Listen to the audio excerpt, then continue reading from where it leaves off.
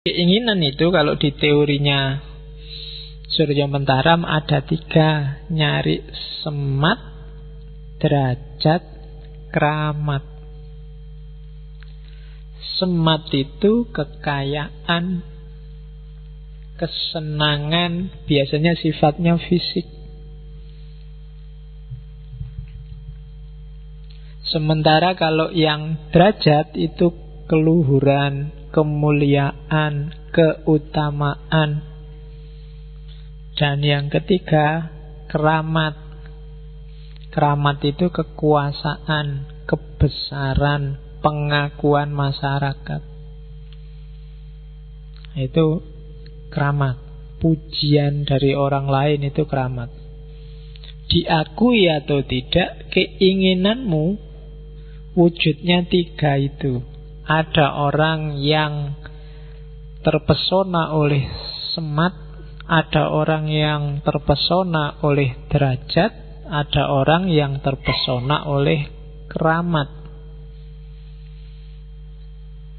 Semat itu kekayaan, kecantikan, kesenangan, itu semat. Kamu yang menghabiskan uang banyak untuk dandan, itu semat, nyari kecantikan. Kamu yang tiap hari fitness biar kelihatan perutnya six pack, itu nyari semat, ya. Terus loh iya, itu kan keinginanmu kan biar tubuhmu kotak-kotak semua tuh. Terus yang kedua, derajat, nyari keluhuran, nyari kebanggaan.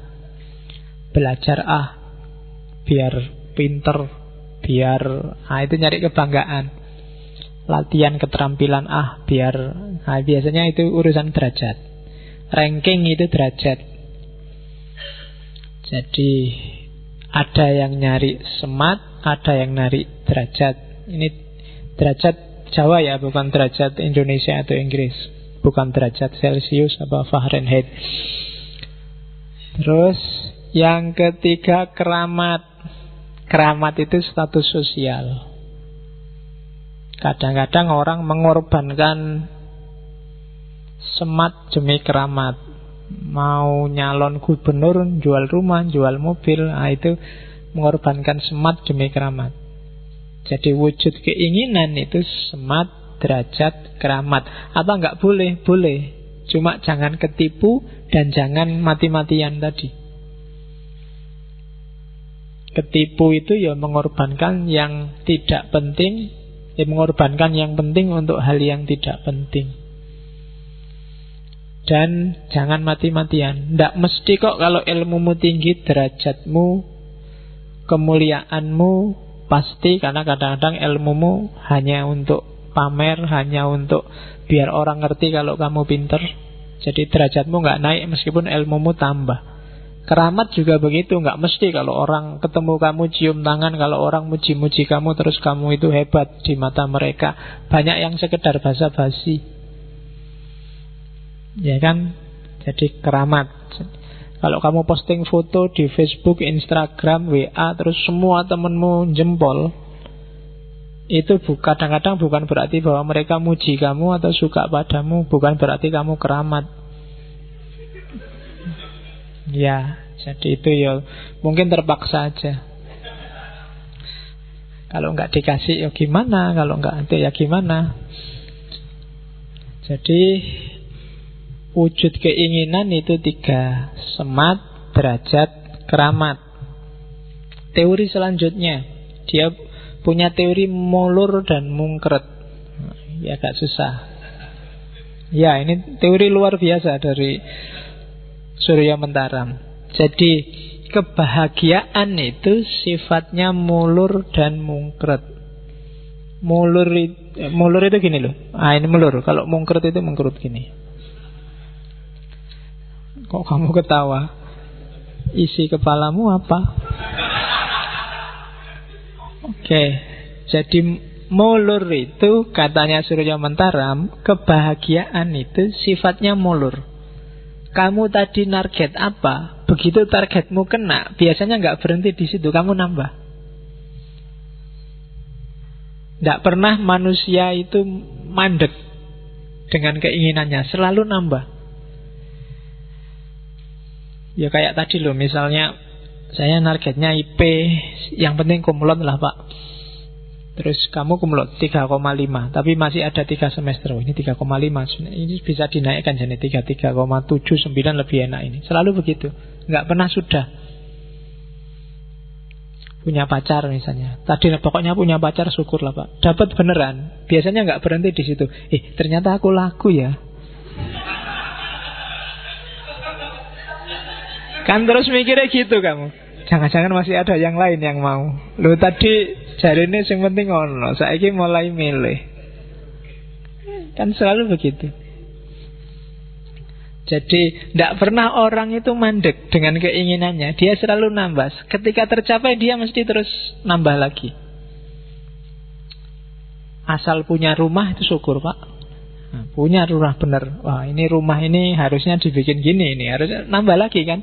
Ditingkat lah, dibikin apalah, levelnya naik lagi. Nanti rumahnya tingkat. Wah ini kalau cuma 1 tidak bisa, anakku 3. Wah ini harus punya lagi ini kan. Tidak pernah mandek. Orang selengkap Abu Rizal Bakri kan masih pingin nambah lagi, nggak pernah berhenti. Pejabat kelas tinggi kayak gubernur, bupati kan mesti pingin lagi, syukur-syukur lebih tinggi, syukur-syukur 2 periode, syukur-syukur bisa ditambah periodenya. Nggak pernah orang sudahlah selesai, beres, jarang. Misalnya keinginan itu biasanya selalu mulur, memanjang terus. Nah, cuma kadang-kadang tidak tercapai keinginanmu. Kalau tidak tercapai, mungkret. Mungkret itu dikurangi. Targetnya Pak, saya kumlot. Aduh kok susah banget nih harap lulus IP-nya cuma 3, tidak apa-apa lah, tidak kumlot asal di atas 3. Kan selalu begitu, mungkret sekarang. Kemarin targetnya punya pacar yang putih, rambutnya panjang, yang kakinya 4, kakinya. Kamu biasanya kan gitu, selalu disebut pertama itu putih dan rambutnya panjang, tumbuhnya kuda. Selalu begitu kan. Kalau nggak tercapai, terus kamu kurangi lagi. Rambutnya nggak panjang nggak apa-apa lah Pak, asal putih. Nanti nggak terpenuhi juga, nggak apa-apa lah Pak, rambutnya nggak panjang. Terus ndak putih ndak apa-apa, asal cakep. Ndak cakep juga, ndak apa-apa lah Pak, asal manis. Ndak manis juga, asal dapet Pak. Kan selalu begitu. Itu namanya mungkret. Jadi keinginan itu kalau nggak terpenuhi, kalau terpenuhi dia mulur, kalau ndak terpenuhi dia mungkret. Ingin punya rumah tingkat, nggak terpenuhi, ndak apa-apa, asal punya rumah aja Pak. Kamu ke sekolah, ini kalau punya motor enak, cuma ngumpulin duit nggak nyampe-nyampe beli motor, sepeda juga nggak apa-apa, mungkret. Jadi keinginan itu kalau tercapai mulur, kalau nggak tercapai mungkret. Jadi katanya Surya Mentaram, sudahlah kebahagiaan itu mulur dan mungkret. Entah dikurangi jumlahnya, mungkret itu entah dikurangi kualitasnya. Konsekuensinya apa? Berarti apa? Senang dan susah itu semua sifatnya sementara. Keinginanmu tercapai, mulur kan?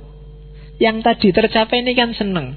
Tapi karena mulur, ya sudah selesai senangnya. Kamu punya target lagi, sudah nggak senang lagi. Nah, keinginanmu nggak tercapai, kamu sumpek, sedih, susah. Ketika kamu sumpek, akhirnya mungkret. Karena kamu kurangi standarnya jadi mungkret, akhirnya tercapai dan kamu senang. Cuma begitu ini senang, mulur lagi.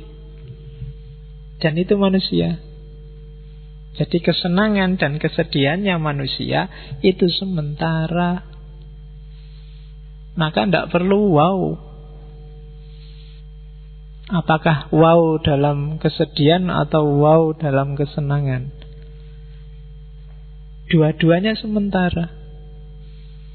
Kamu IP-mu 4, misalnya. Kan ada target yang lain. Pas IP 4 itu seneng, tapi kan terus IP 4 pengen dapat beasiswa luar negeri. Senengmu yang IP 4 tadi hilang, sekarang diganti ambisi untuk dapat beasiswa luar negeri. Tidak ada rasanya lagi senengnya IP 4. Yang ada rasanya sekarang sumpeknya untuk ngejar ke luar negeri.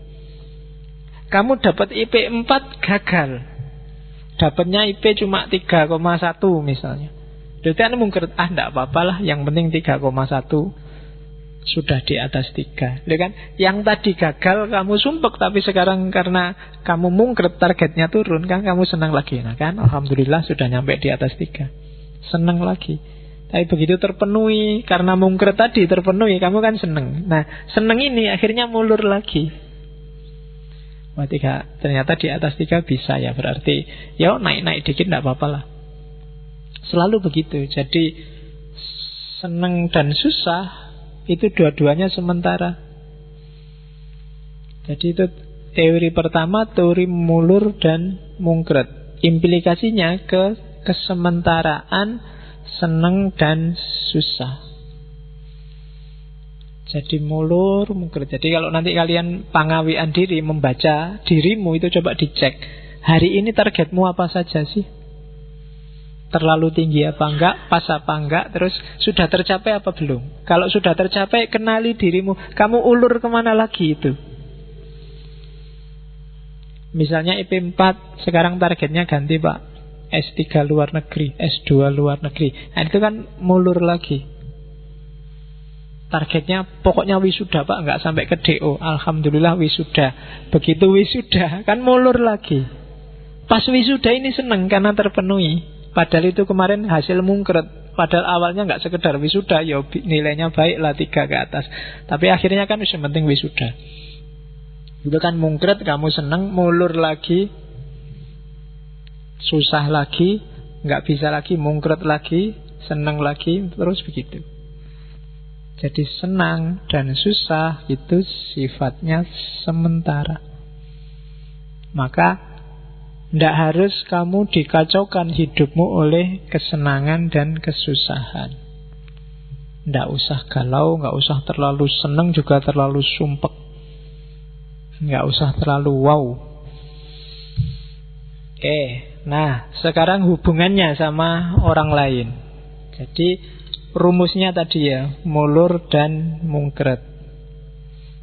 Nah, setelah kamu sadar bahwa hidupmu itu mulur dan mungkret, pahamilah orang lain juga begitu. Tidak cuma dirimu. Apakah mahasiswa, presiden, pengemis, pemulung, gembel, siapapun orangnya, polanya sama. Yang dia rasakan sama. Mulur dan mungkretnya, senang dan susahnya. Yang beda mungkin hanya isinya. Ya kan? Kalau Abu Rizal Bakri dia baru senang kalau bisa membeli perusahaan. Kalau kamu mungkin baru senang kalau bisa ada yang neraktir makan. Ya kan? Isinya yang beda, tapi senang susahnya sama. Kamu lihat anak kecil-kecil minta-minta di jalan itu senang luar biasa. Misalnya tiba-tiba kamu kasih 10.000. Senangnya dia dikasih 10.000 itu mungkin kayak kamu tiba-tiba ada orang ngasih kamu 1 juta sekarang. Itu sudah wow-nya banyak. Wow. Tiba-tiba dapat 1 juta gratisan. Loh, senengmu itu sama senengnya anak yang minta-minta tadi sama sebenarnya, sama-sama senengnya. Mulur mungkretnya juga sama. Dia tadi asal dapat 10.000 senang, mungkin terus jadi mulur. Wah, besok kesini lagi tak cari orang itu lagi, mesti dikasih 10.000 lagi. Kamu juga gitu kan, 1 juta. Wah, ini dia ngasih 1 juta. Kenapa ya kok ngasih? Jangan-jangan seneng padaku. Tak dekati lagi biar dikasih lagi. Mulur lagi. Loh, mode seneng dan mungkretnya itu sama. Jadi setiap orang itu sebenarnya punya rasa yang sama. Siapapun dia, dengan takarannya masing-masing. Jadi kesimpulannya apa? Tidak perlu iri, juga tidak perlu sombong. Jadi hidup ini kamu nggak perlu marry aku juga nggak perlu marry kamu. Kita seneng dan susahnya sama. Kamu dapat gelas kecil, aku dapat gelas gede. Minumnya. Loh, tapi kan ukurannya beda. Aku ngomong terus 2 jam, kamu cuma nongkrong di situ ketawa-ketawa. Kan beda levelnya. Jadi kita punya derajat kesenangan dan kesumpekan masing-masing. Jadi sama, tidak perlu iri juga, tidak perlu sombong.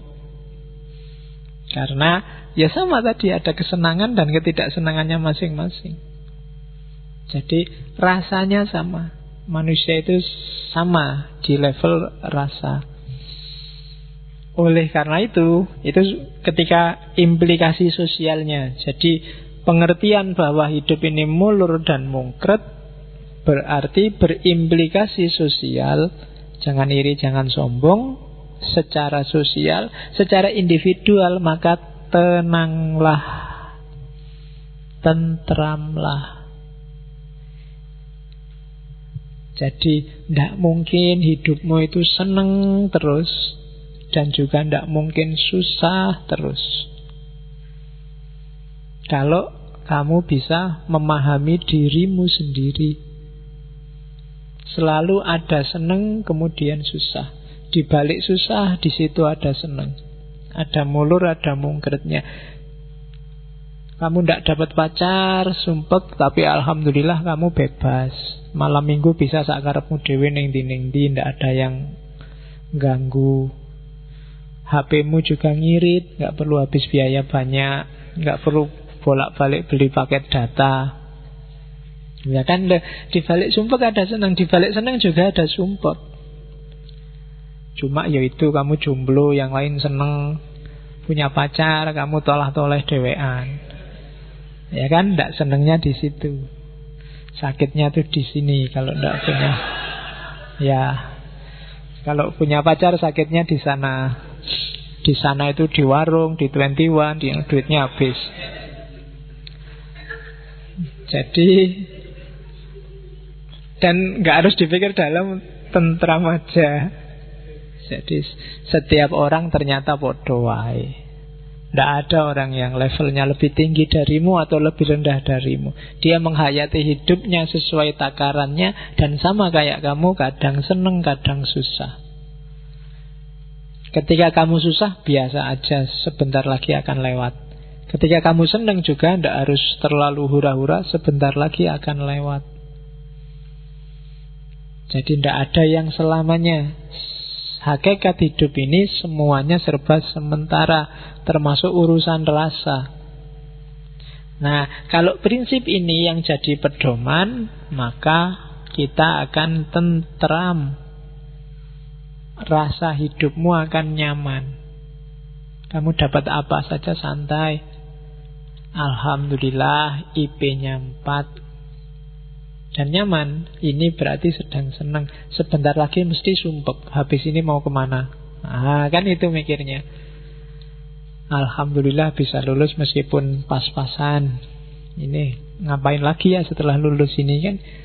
Ada senang, ada sumpek. Setelah itu pasti sumpek. Jadi babaknya hidup selalu begitu.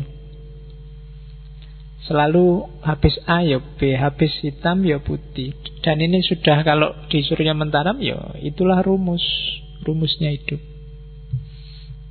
Nah, cuma hindarilah ini dengan bekal mulur mungkret dan seneng susah tadi. Hindari neraka dunia.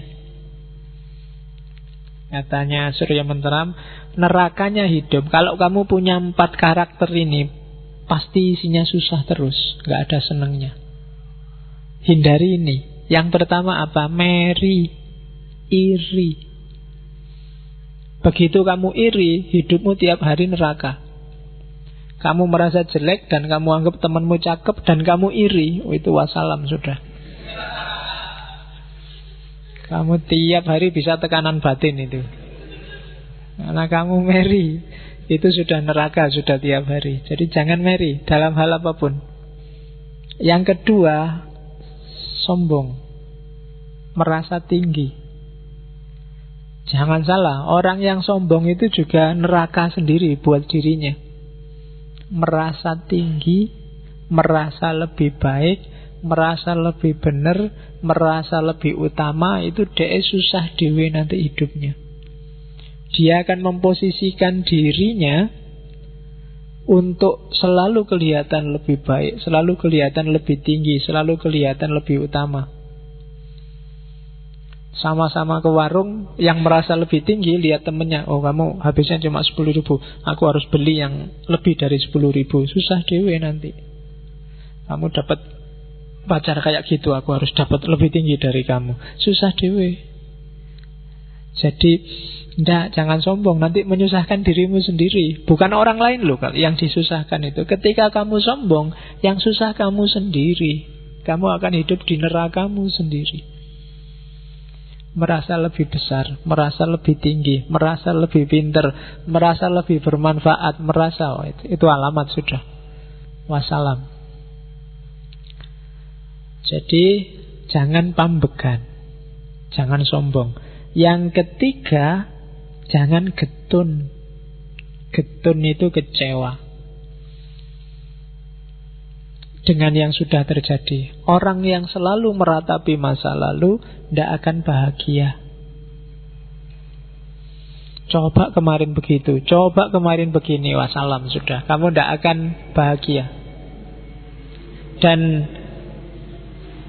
yang keempat, sumelang. Sumelang itu khawatir, menyesal terhadap masa lalu dan khawatir masa depan. Besok gimana ya? Yang akan datang kayak gimana ya? Bisa nggak ya aku? Mampu nggak ya aku? Alamat juga kamu akan hidup kayak di neraka dunia. Jangan meri, jangan sombong, jangan kecewa, dan jangan khawatir. Kalau kamu meri, sombong, getun, dan khawatir, sumelang, maka hidupmu tidak nyaman, kamu pasti nggak bahagia. Kamu akan hidup kayak di nerakanya dunia. Jadi ini rumus negatifnya itu. Terus yang 4 hal itu kalau di rumusnya Surya Mentaram yang bikin tatu.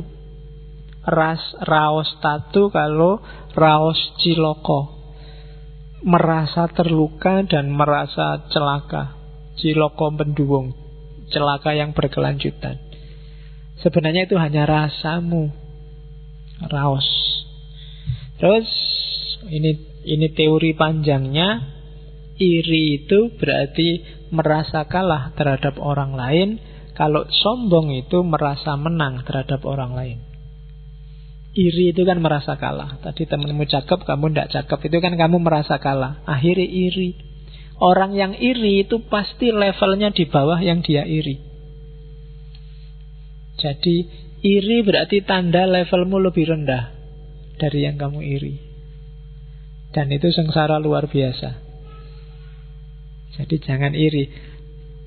Sombong itu berarti kamu merasa menang, merasa levelmu lebih tinggi dari yang lain. Dan itu bahaya, karena kamu menyusahkan dirimu sendiri. Jangan dianggap yang di atas itu enak.